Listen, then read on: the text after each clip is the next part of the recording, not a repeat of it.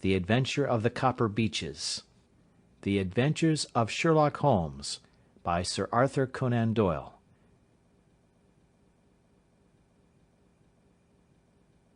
To the man who loves art for its own sake, remarked Sherlock Holmes, tossing aside the advertisement sheet of the Daily Telegraph, it is frequently in its least important and lowliest manifestations that the keenest pleasure is to be derived.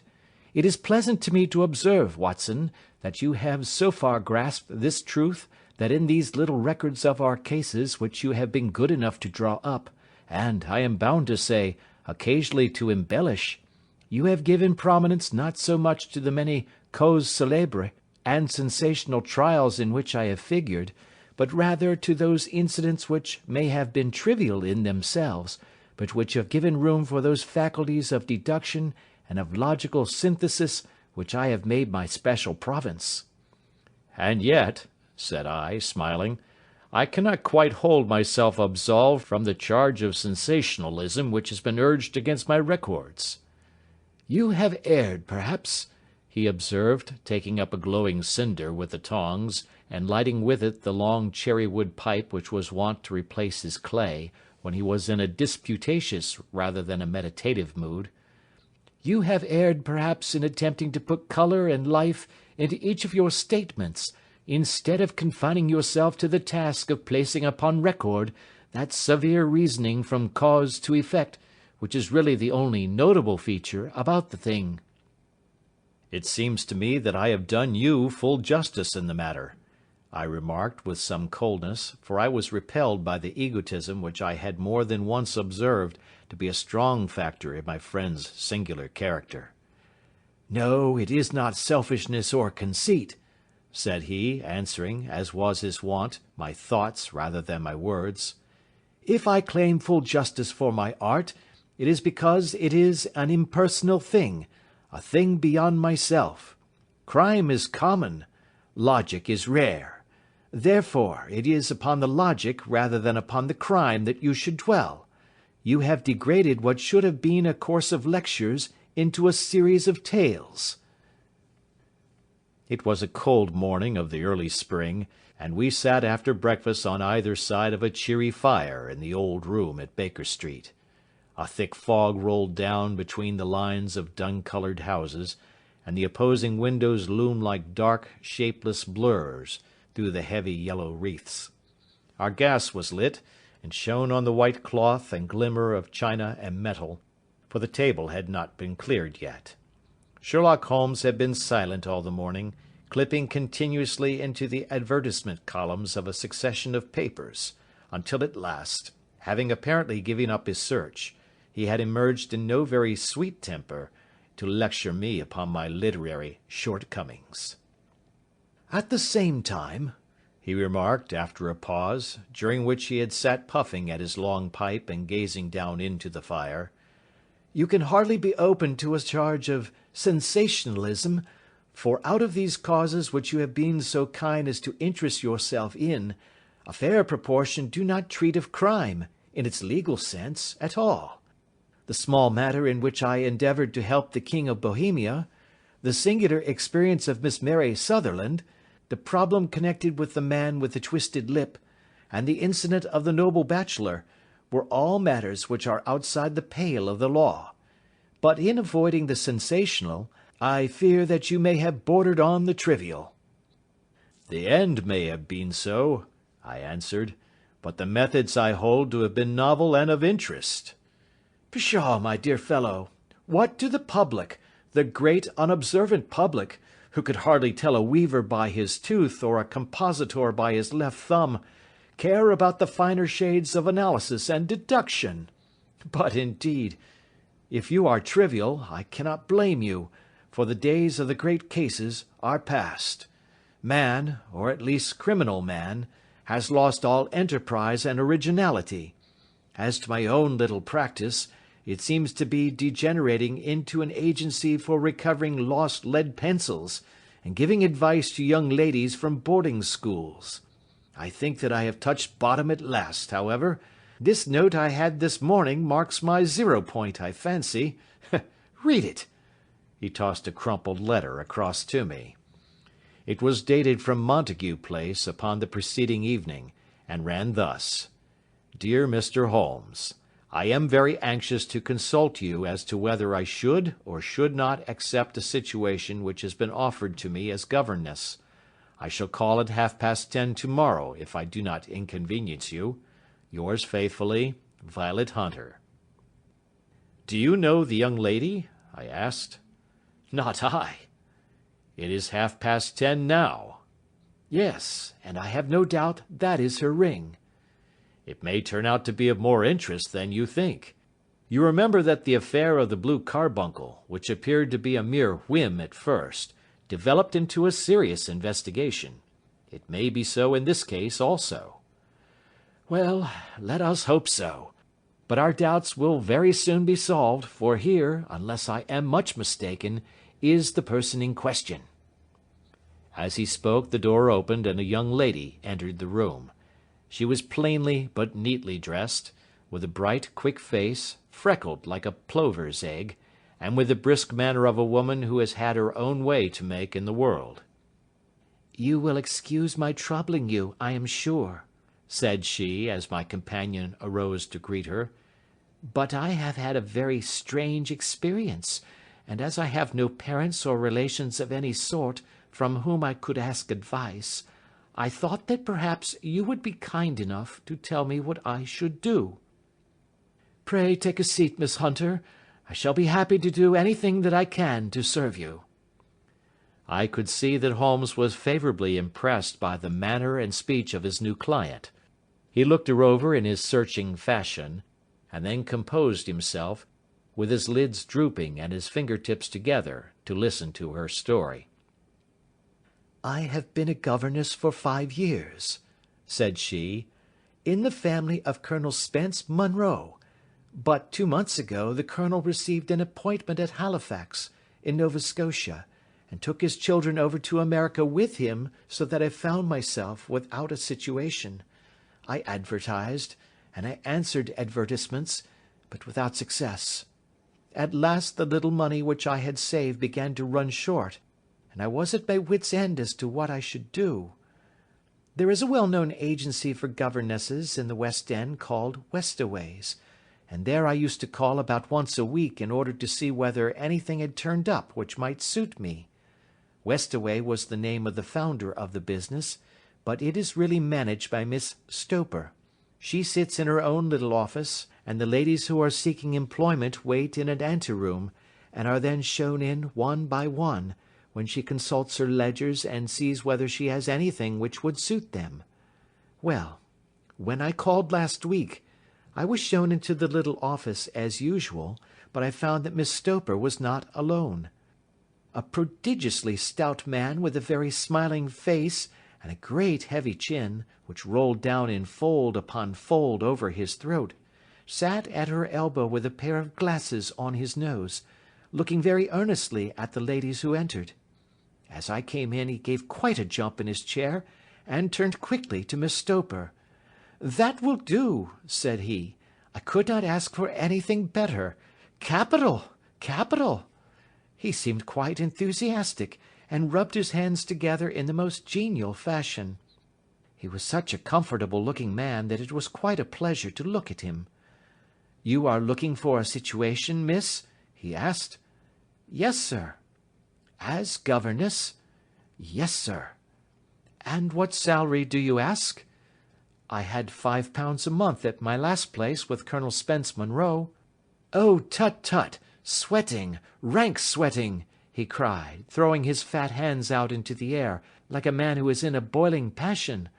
"How could any one offer so pitiful a sum to a lady with such attractions and accomplishments?" "My accomplishments, sir, may be less than you imagine," said I. "A little French, a little German, music, and drawing—" "Tut, tut!" he cried. "This is all quite beside the question. The point is, have you or have you not the bearing and deportment of a lady? There it is in a nutshell. If you have not, you are not fitted for the rearing of a child who may some day play a considerable part in the history of the country. But if you have, Why, then, how could any gentleman ask you to condescend to accept anything under the 3 figures? Your salary with me, madam, would commence at £100 a year. You may imagine, Mr. Holmes, that to me, destitute as I was, such an offer seemed almost too good to be true. The gentleman, however, seeing perhaps the look of incredulity upon my face, opened a pocket-book and took out a note. "It is also my custom," said he, smiling in the most pleasant fashion until his eyes were just 2 little shining slits amid the white creases of his face, "to advance to my young ladies half their salary beforehand, so that they may meet any little expenses of their journey and their wardrobe." It seemed to me that I had never met so fascinating and so thoughtful a man. As I was already in debt to my tradesmen, the advance was a great convenience, and yet there was something unnatural about the whole transaction which made me wish to know a little more before I quite committed myself. "May I ask where you live, sir?" said I. "Hampshire. Charming rural place. The Copper Beeches, 5 miles on the far side of Winchester. It is the most lovely country, my dear young lady, and the dearest old country house." "And my duties, sir? I should be glad to know what they would be." "One child, one dear little romper just 6 years old. Oh, if you could see him killing cockroaches with a slipper! Smack, smack, smack! 3 gone before you could wink." He leaned back in his chair and laughed his eyes into his head again. I was a little startled at the nature of the child's amusement, but the father's laughter made me think that perhaps he was joking. "My sole duties, then," I asked, "are to take charge of a single child?" "No, no, not the sole, not the sole, my dear young lady," he cried. "Your duty would be, as I am sure your good sense would suggest, to obey any little commands my wife might give, provided always that they were such commands as a lady might with propriety obey. You see no difficulty, eh?" "I should be happy to make myself useful." "Quite so. In dress now, for example. We are fatty people, you know, fatty but kind-hearted. If you were asked to wear any dress which we might give you, you would not object to our little whim, eh?" "No," said I, considerably astonished at his words. "Or to sit here, or sit there, that would not be offensive to you?" "Oh, no." "Or to cut your hair quite short before you come to us?" I could hardly believe my ears.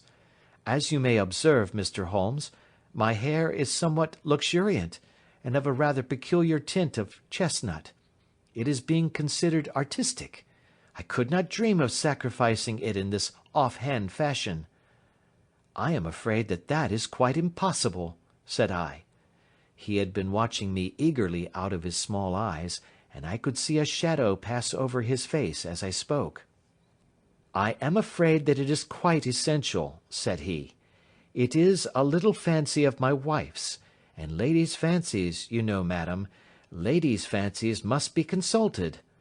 And so you won't cut your hair?" "No, sir, I really could not," I answered firmly. "Ah, very well, then that quite settles the matter. It is a pity, because in other respects you would really have done very nicely. In that case, Miss Stoper, I had best inspect a few more of your young ladies." The manageress had sat all this while busy with her papers without a word to either of us, but she glanced at me now with so much annoyance upon her face, that I could not help suspecting that she had lost a handsome commission through my refusal. "Do you desire your name to be kept upon the books?" she asked. "If you please, Miss Stoper." "Well, really, it seems rather useless, since you refuse the most excellent offers in this fashion," said she sharply. "You can hardly expect us to exert ourselves to find another such opening for you. Good day to you, Miss Hunter." She struck a gong upon the table, and I was shown out by the page. Well, Mr. Holmes, when I got back to my lodgings, and found little enough in the cupboard, and 2 or 3 bills upon the table, I began to ask myself whether I had not done a very foolish thing. After all, if these people had strange fads and expected obedience on the most extraordinary matters, they were at least ready to pay for their eccentricity. Very few governesses in England are getting £100 a year. Besides, what use was my hair to me? Many people are improved by wearing it short, and perhaps I should be among the number. Next day I was inclined to think that I had made a mistake, and by the day after I was sure of it. I had almost overcome my pride so far as to go back to the agency and inquire whether the place was still open, when I received this letter from the gentleman himself. I have it here, and I will read it to you. The Copper Beeches, near Winchester. Dear Miss Hunter, Miss Stoper has very kindly given me your address, and I write from here to ask whether you have reconsidered your decision. My wife is very anxious that you should come, for she has been much attracted by my description of you.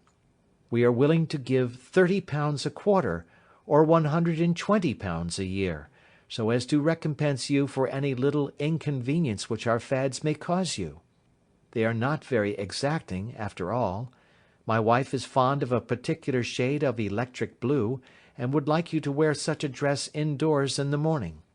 You need not, however, go to the expense of purchasing one, as we have one belonging to my dear daughter Alice, now in Philadelphia, which would, I should think, fit you very well. Then, as to sitting here or there, or amusing yourself in any manner indicated, that need cause you no inconvenience. As regards your hair, it is no doubt a pity, especially as I could not help remarking its beauty during our short interview, but I am afraid that I must remain firm upon this point, and I only hope that the increased salary may recompense you for the loss. Your duties, as far as the child is concerned, are very light. Now do try to come, and I shall meet you with a dog-cart at Winchester. Let me know your train. Yours faithfully, Jeffro Rucastle. That is the letter which I have just received, Mr. Holmes, and my mind is made up that I will accept it. I thought, however, that before taking the final step I should like to submit the whole matter to your consideration. Well, Miss Hunter, if your mind is made up, that settles the question, said Holmes, smiling. But you would not advise me to refuse? I confess that it is not the situation which I should like to see a sister of mine apply for. What is the meaning of it all, Mr. Holmes? Ah, I have no data. I cannot tell. Perhaps you have yourself formed some opinion? Well, there seems to me to be only one possible solution. Mr. Rucastle seemed to be a very kind, good-natured man. Is it not possible that his wife is a lunatic, that he desires to keep the matter quiet for fear she should be taken to an asylum, and that he humours her fancies in every way in order to prevent an outbreak? That is a possible solution. In fact, as matters stand, it is the most probable one. But in any case it does not seem to be a nice household for a young lady. But the money, Mr. Holmes, the money! Well, yes, of course the pay is good. Too good. That is what makes me uneasy. Why should they give you £120 a year, when they could have their pick for £40? There must be some strong reason behind. I thought that if I told you the circumstances, you would understand afterwards if I wanted your help. I should feel so much stronger if I felt that you were at the back of me. Oh, you may carry that feeling away with you. I assure you that your little problem promises to be the most interesting which has come my way for some months. There is something distinctly novel about some of the features. If you should find yourself in doubt or in danger— Danger? What danger do you foresee? Holmes shook his head gravely. It would cease to be a danger if we could define it, said he. But at any time, day or night, a telegram would bring me down to your help. That is enough. She rose briskly from her chair with the anxiety all swept from her face. I shall go down to Hampshire quite easy in my mind now. I shall write to Mr. Rucastle at once, sacrifice my poor hare to-night, and start for Winchester to-morrow." With a few grateful words to Holmes, she bade us both good night and bustled off upon her way. "At least," said I, as we heard her quick, firm steps descending the stairs, "she seems to be a young lady who is very well able to take care of herself." "And she would need to be," said Holmes gravely. "I am much mistaken if we do not hear from her before many days are past." It was not very long before my friend's prediction was fulfilled. A fortnight went by, during which I frequently found my thoughts turning in her direction, and wondering what strange side alley of human experience this lonely woman had strayed into. The unusual salary, the curious conditions, the light duties, all pointed to something abnormal, though whether a fad or a plot, or whether the man was a philanthropist or a villain, it was quite beyond my powers to determine. As to Holmes, I observed that he sat frequently for half an hour on end, with knitted brows and an abstracted air, but he swept the matter away with a wave of his hand when I mentioned it. "Data, data, data!" he cried impatiently. "I can't make bricks without clay." And yet he would always wind up by muttering that no sister of his should ever have accepted such a situation. The telegram which we eventually received came late one night, just as I was thinking of turning in, and Holmes was settling down to one of those all-night chemical researches which he frequently indulged in, when I would leave him stooping over a retort and a test tube at night, and find him in the same position when I came down to breakfast in the morning. He opened the yellow envelope, and then, glancing at the message, threw it across to me. "Just look up the trains in Bradshaw," said he, and turned back to his chemical studies. The summons was a brief and urgent one. "Please be at the Black Swan Hotel at Winchester at midday tomorrow," it said. "Do come. I am at my wit's end. Hunter." "Will you come with me?" asked Holmes, glancing up. "I should wish to." "Just look it up, then." "There is a train at 9:30, said I, glancing over my Bradshaw. "It is due at Winchester at 11:30. "That will do nicely. Then perhaps I had better postpone my analysis of the acetones, as we may need to be at our best in the morning." By 11 o'clock the next day we were well upon our way to the old English capital. Holmes had been buried in the morning papers all the way down, but after we had passed the Hampshire border he threw them down, and began to admire the scenery.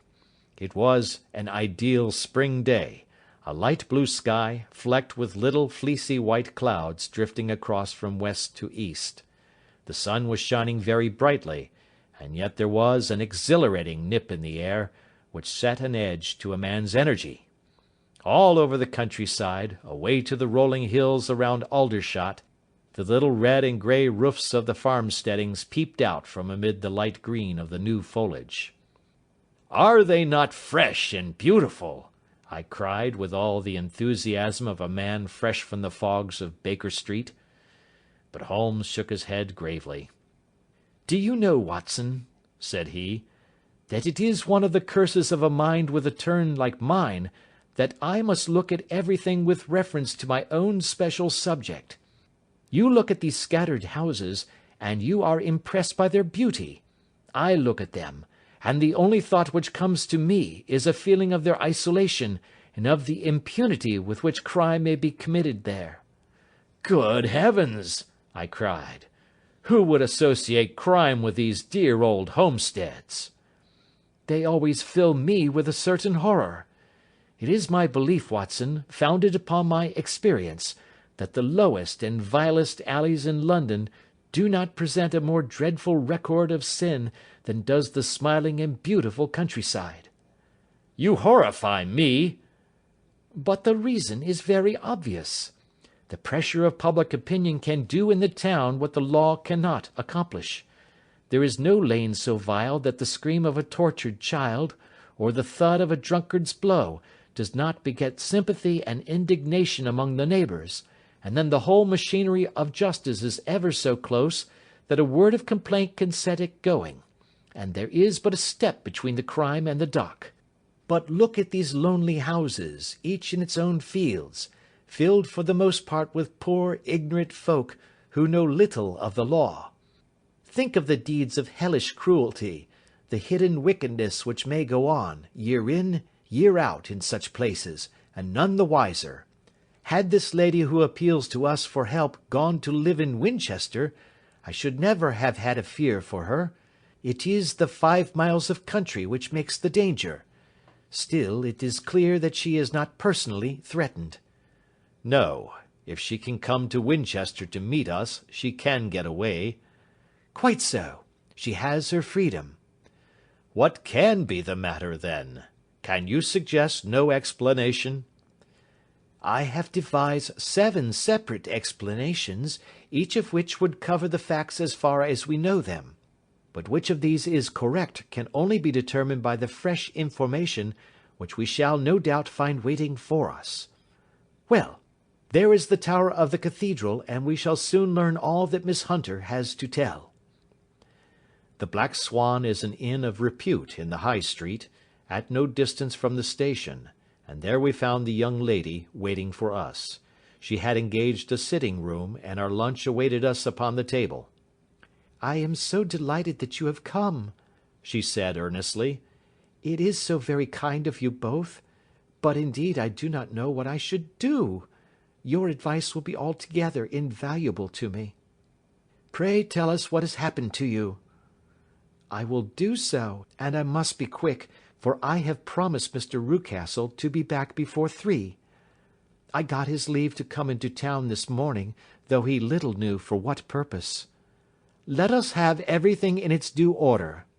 Holmes thrust his long, thin legs out towards the fire, and composed himself to listen. "In the first place, I may say that I have met, on the whole, with no actual ill-treatment from Mr. and Mrs. Rucastle. It is only fair to them to say that. But I cannot understand them, and I am not easy in my mind about them." "What can you not understand?" "Their reasons for their conduct. But you shall have it all just as it occurred. When I came down, Mr. Rucastle met me here and drove me in his dog-cart to the Copper Beeches.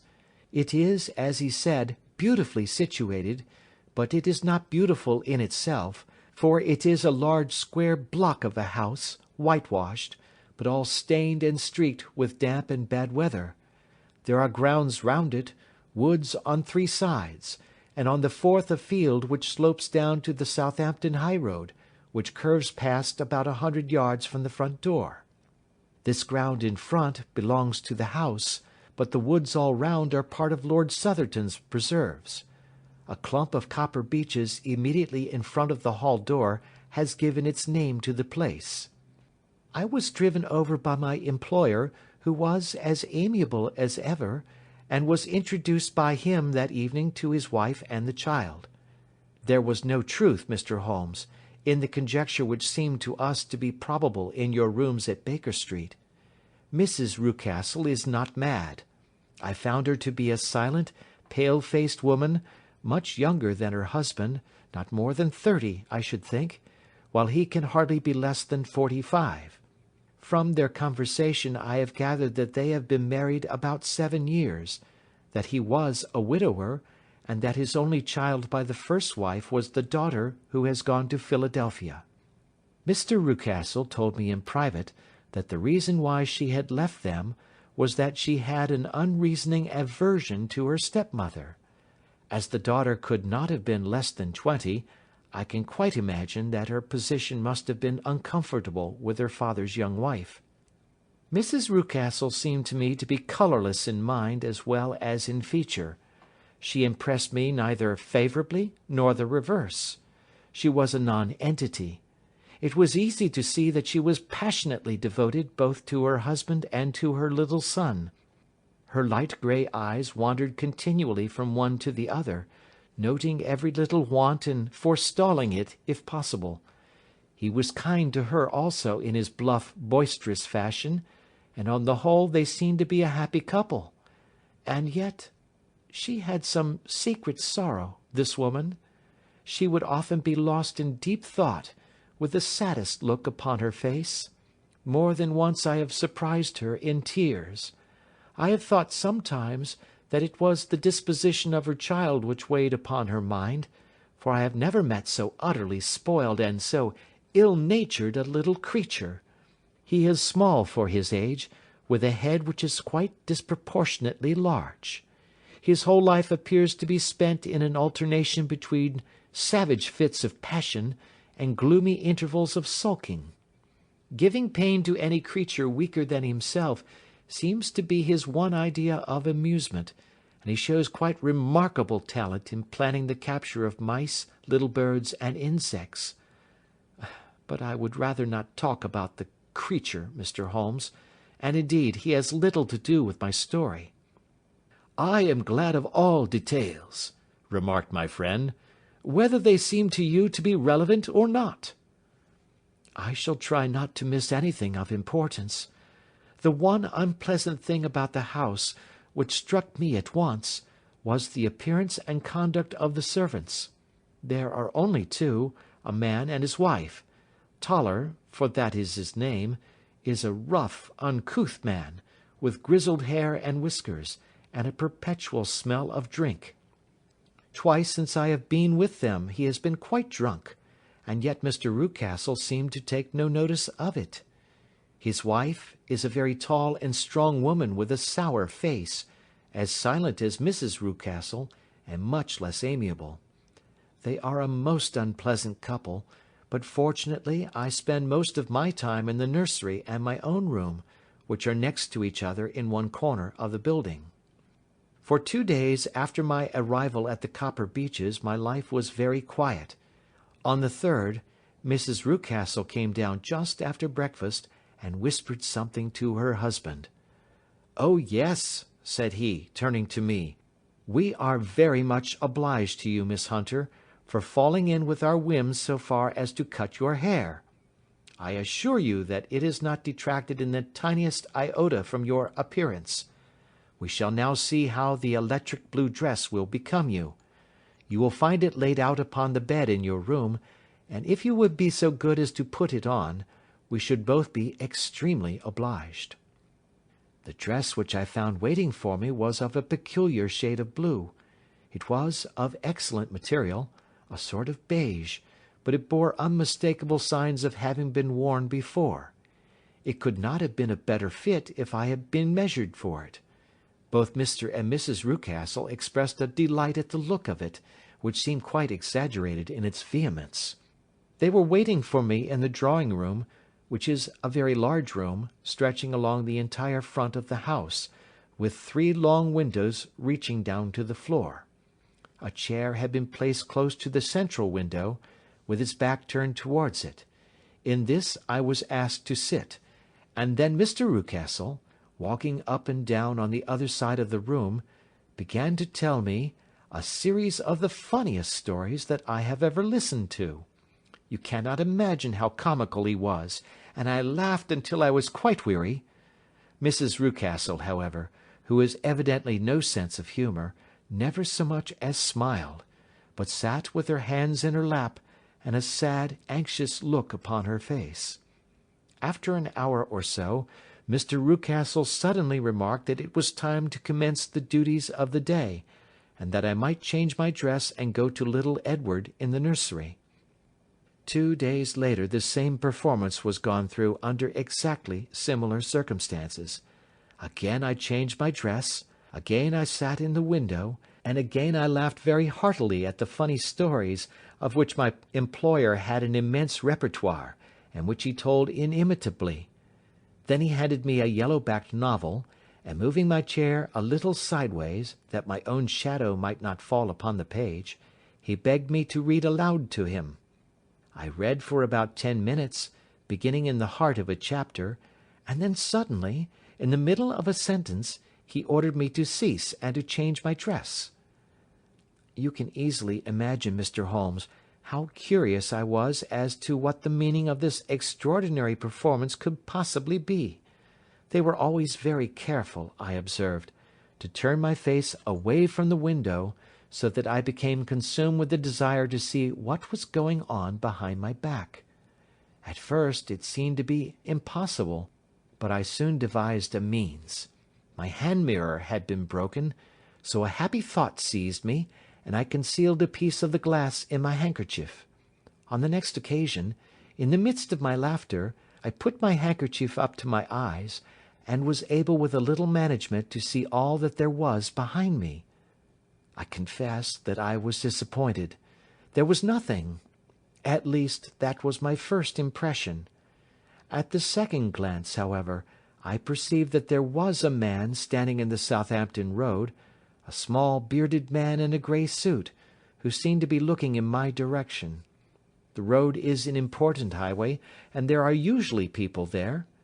This man, however, was leaning against the railings which bordered our field, and was looking earnestly up. I lowered my handkerchief, and glanced at Mrs. Rucastle to find her eyes fixed upon me with a most searching gaze. She said nothing, but I am convinced that she had divined that I had a mirror in my hand, and had seen what was behind me. She rose at once. "Jethro," said she, "there is an impertinent fellow upon the road there who stares up at Miss Hunter." "No friend of yours, Miss Hunter?" he asked.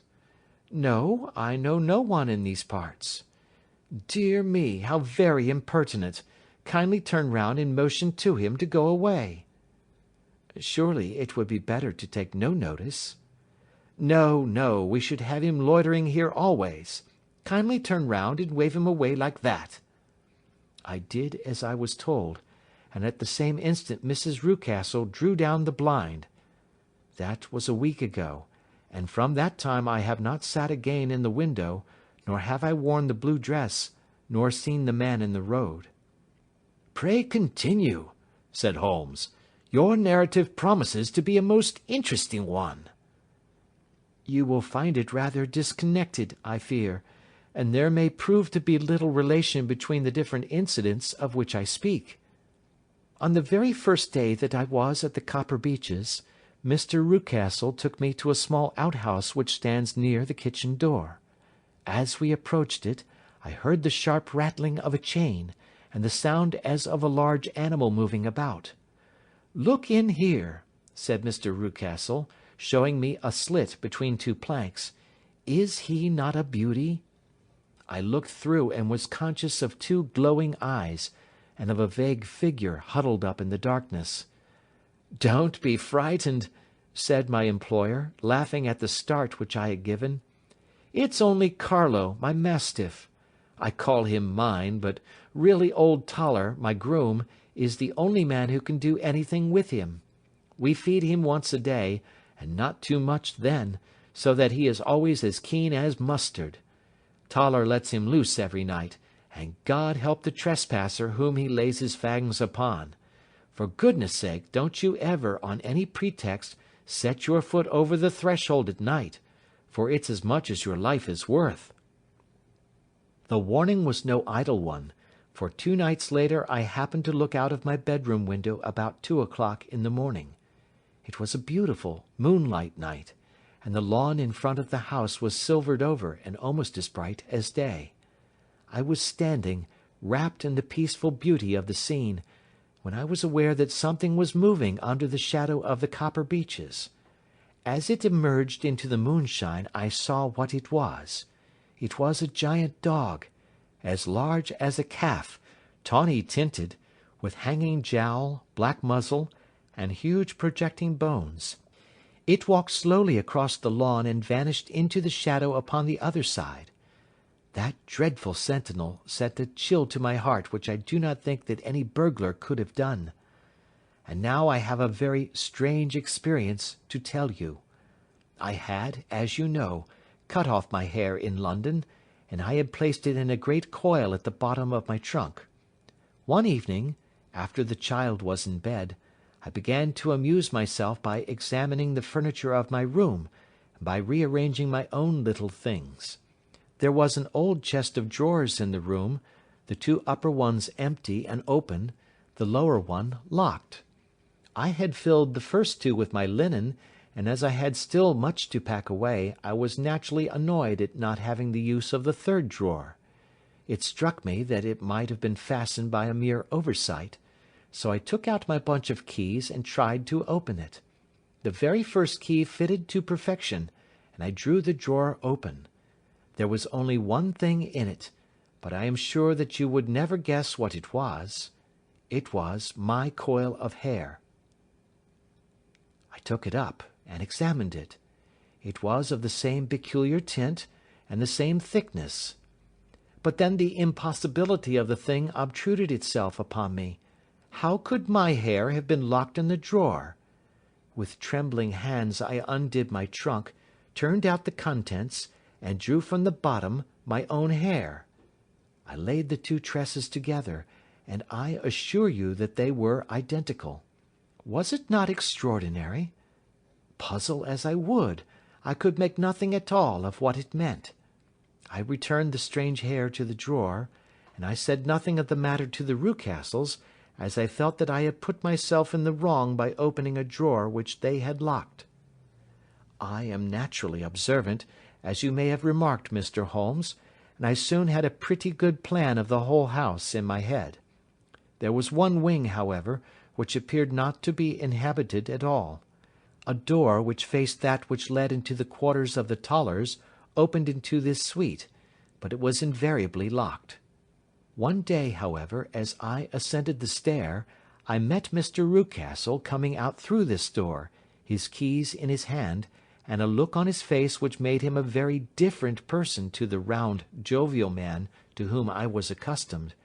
His cheeks were red, his brow was all crinkled with anger, and the veins stood out at his temples with passion.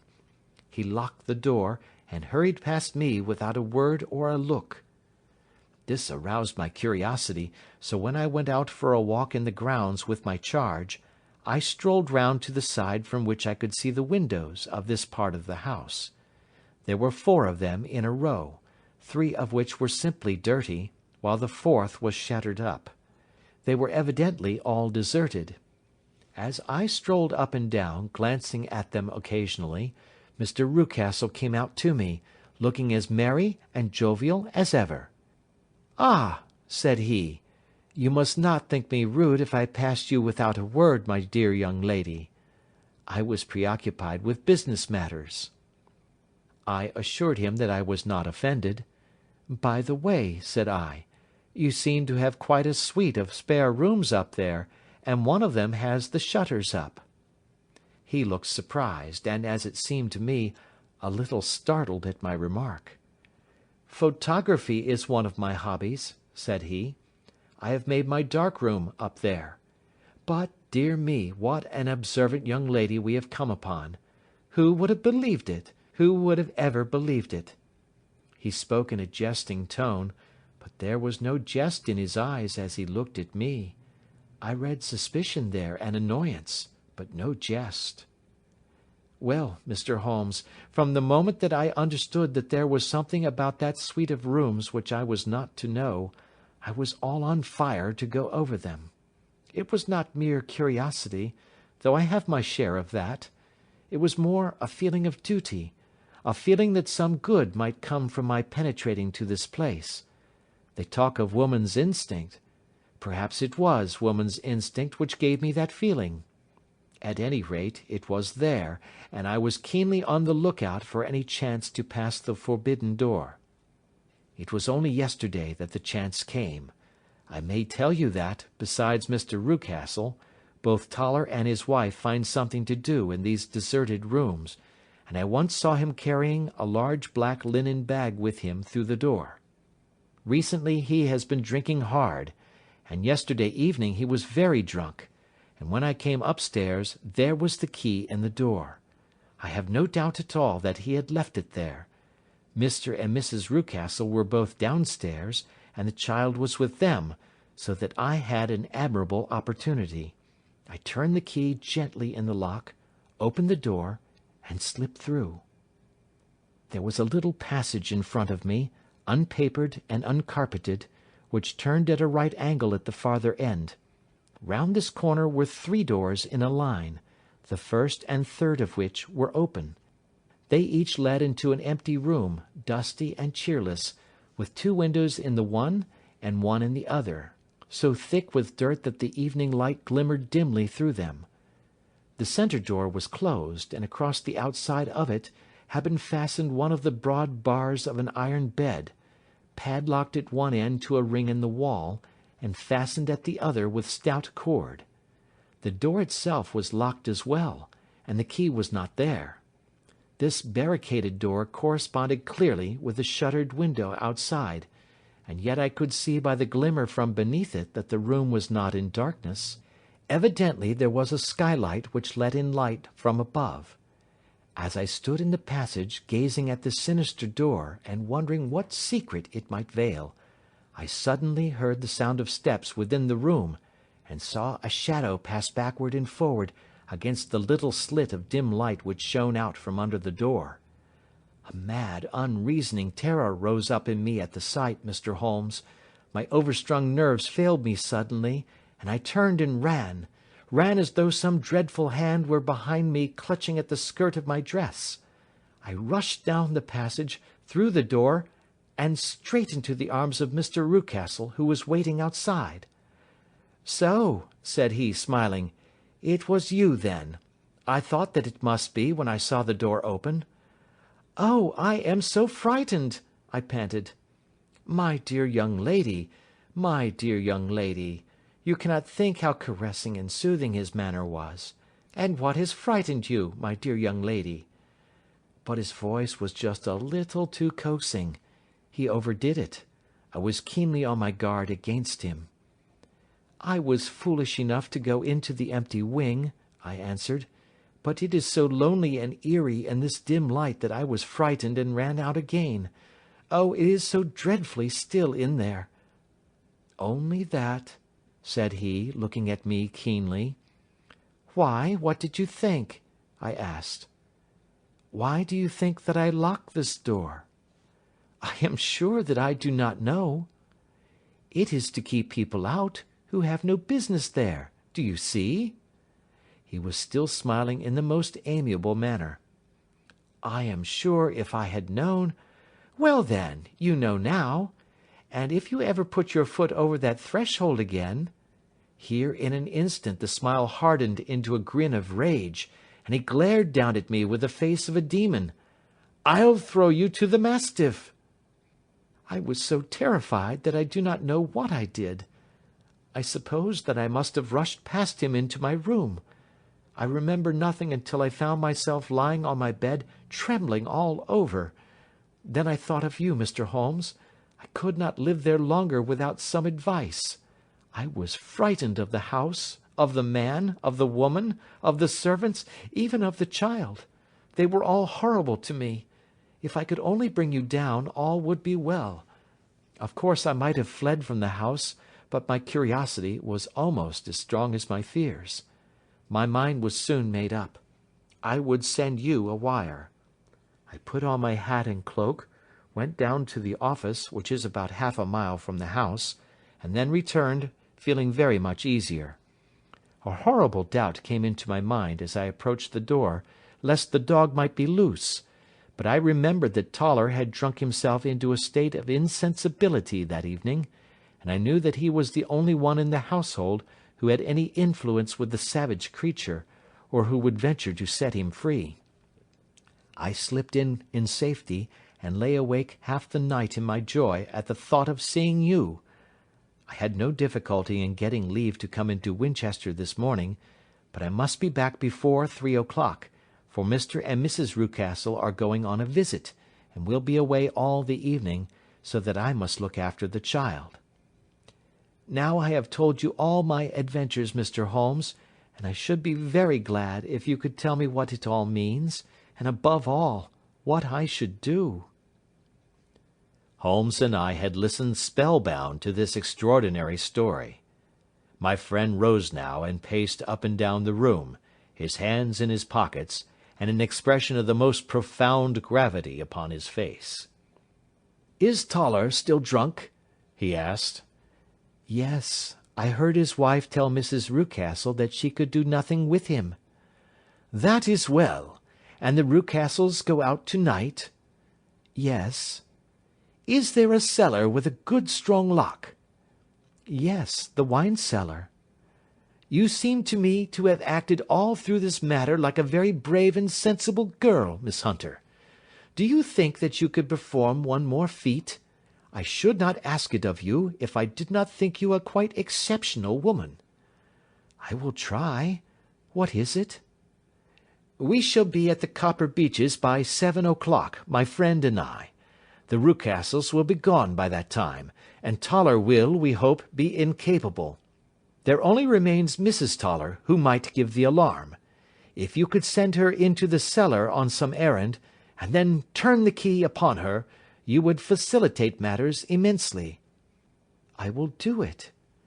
Excellent. We shall then look thoroughly into the affair.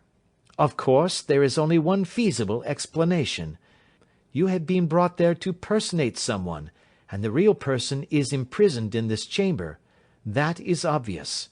As to who this prisoner is, I have no doubt that it is the daughter, Miss Alice Rucastle, if I remember right, who was said to have gone to America. You were chosen, doubtless, as resembling her in height, figure, and the colour of your hair. Hers had been cut off, very possibly in some illness through which she has passed, and so of course yours had to be sacrificed also. By a curious chance you came upon her tresses. The man in the road was undoubtedly some friend of hers, possibly her fiancé, and no doubt, as you wore the girl's dress and were so like her, he was convinced from your laughter, whenever he saw you, and afterwards from your gesture, that Miss Rucastle was perfectly happy, and that she no longer desired his attentions. The dog is let loose at night to prevent him from endeavouring to communicate with her. So much is fairly clear. The most serious point in the case is the disposition of the child. What on earth has that to do with it? I ejaculated. My dear Watson, you, as a medical man, are continually gaining light as to the tendencies of a child by the study of the parents. Don't you see that the converse is equally valid? I have frequently gained my first real insight into the character of parents by studying their children. This child's disposition is abnormally cruel, merely for cruelty's sake, and whether he derives this from his smiling father, as I should suspect, or from his mother, it bodes evil for the poor girl who is in their power. I am sure that you are right, Mr. Holmes, cried our client. 1,000 things come back to me which make me certain that you have hit it. Oh, let us lose not an instant in bringing help to this poor creature. We must be circumspect, for we are dealing with a very cunning man. We can do nothing until 7 o'clock. At that hour we shall be with you, and it will not be long before we solve the mystery. We were as good as our word, for it was just 7 when we reached the Copper Beeches, having put up our trap at a wayside public-house.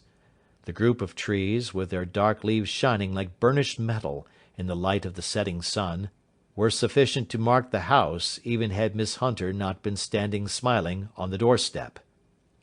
"Have you managed it?" asked Holmes. A loud thudding noise came from somewhere downstairs.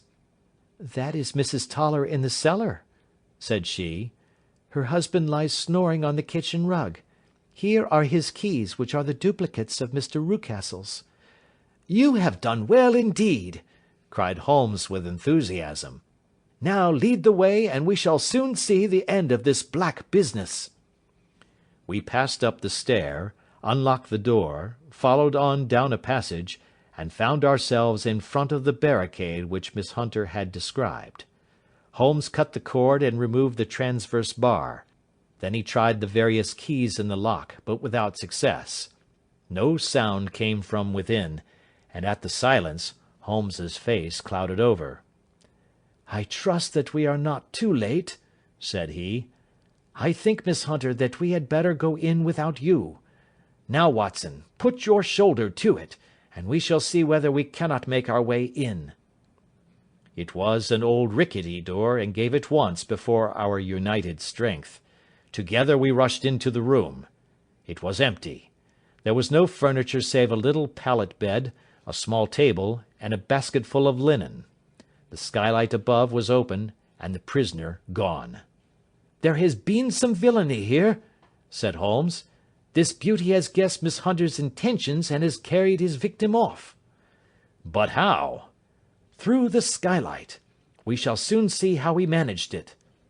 He swung himself up onto the roof. "Ah, yes," he cried. "Here's the end of a long light ladder against the eaves. That is how he did it." "But it is impossible," said Miss Hunter.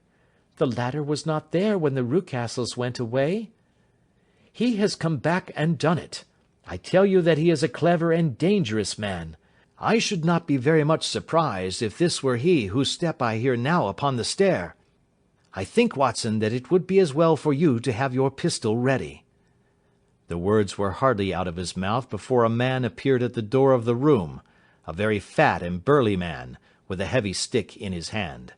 Miss Hunter screamed and shrunk against the wall at the sight of him, but Sherlock Holmes sprang forward and confronted him. "You villain!" said he. "Where's your daughter?" The fat man cast his eyes round and then up at the open skylight. "It is for me to ask you that!" he shrieked. "You thieves! Spies and thieves! I have caught you, have I? You are in my power! I'll serve you!" He turned and clattered down the stairs as hard as he could go. "He's gone for the dog," cried Miss Hunter. "I have my revolver," said I. "Better close the front door," cried Holmes, and we all rushed down the stairs together. We had hardly reached the hall when we heard the baying of a hound, and then a scream of agony, with a horrible worrying sound which it was dreadful to listen to. An elderly man with a red face and shaking limbs came staggering out at a side door. "My God!" he cried. "Someone has loosed the dog. It's not been fed for 2 days. Quick, quick, or it'll be too late."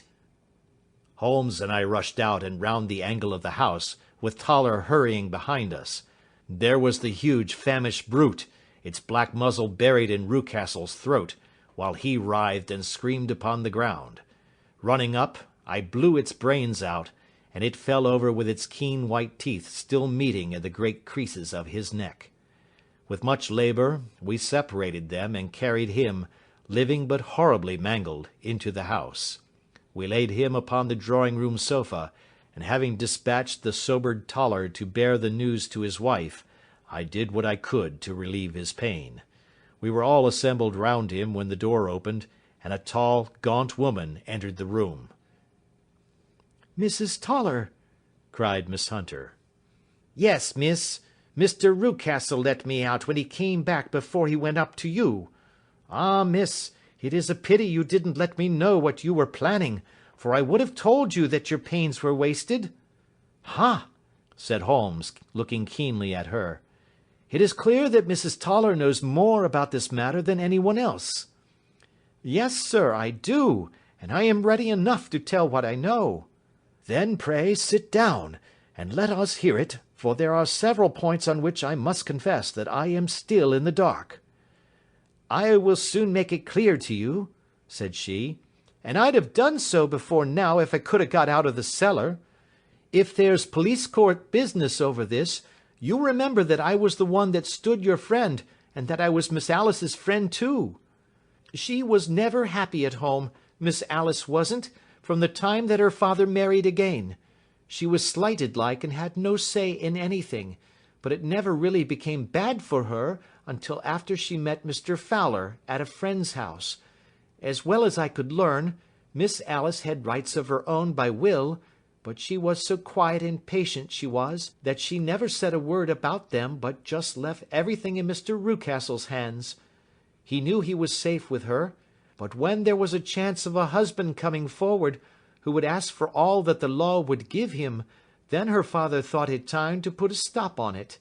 He wanted her to sign a paper, so that whether she married or not, he could use her money. When she wouldn't do it, he kept on worrying her until she got brain fever, and for 6 weeks was at death's door. Then she got better at last, all worn to a shadow, and with her beautiful hair cut off, but that didn't make no change in her young man, and he stuck to her as true as men could be." "Ah," said Holmes, "I think that what you have been good enough to tell us makes the matter fairly clear, and that I can deduce all that remains. Mr. Rucastle, then, I presume, took to the system of imprisonment?" "Yes, sir." "And brought Miss Hunter down from London in order to get rid of the disagreeable persistence of Mr. Fowler?" "That was it, sir. But Mr. Fowler, being a persevering man, as a good seaman should be, blockaded the house, and having met you, succeeded by certain arguments, metallic or otherwise, in convincing you that your interests were the same as his." "Mr. Fowler was a very kind-spoken, free-handed gentleman," said Mrs. Toller serenely. "And in this way he managed that your good man should have no want of drink, and that a ladder should be ready at the moment when your master had gone out. You have it, sir, just as it happened." "I am sure we owe you an apology, Mrs. Toller," said Holmes, "for you have certainly cleared up everything which puzzled us. And here comes the country surgeon and Mrs. Rucastle. So I think, Watson, that we had best escort Miss Hunter back to Winchester, as it seems to me that our locus standi now is rather a questionable one." And thus was solved the mystery of the sinister house with the copper beeches in front of the door. Mr. Rucastle survived, but was always a broken man, kept alive solely through the care of his devoted wife. They still live with their old servants, who probably know so much of Rucastle's past life that he finds it difficult to part from them. Mr. Fowler and Miss Rucastle were married, by special licence, in Southampton the day after their flight, and he is now the holder of a government appointment in the island of Mauritius. As to Miss Violet Hunter, my friend Holmes, rather to my disappointment, manifested no further interest in her when once she had ceased to be the centre of one of his problems, and she is now the head of a private school at Walsall, where I believe that she has met with considerable success.